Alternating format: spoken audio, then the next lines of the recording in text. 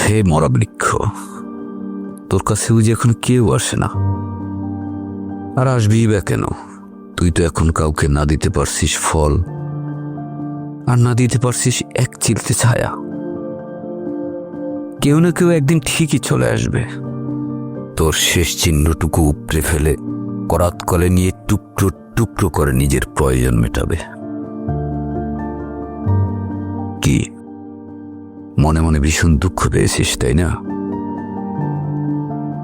তারপরও তোর জীবনটা একদম সফল, কারণ মরে গিয়েও কারো না কারো উপকারে আসতে পেরেছিস।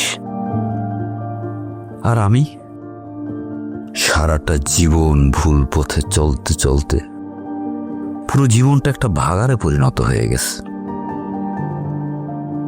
এখন কি মনে হয় জানিস?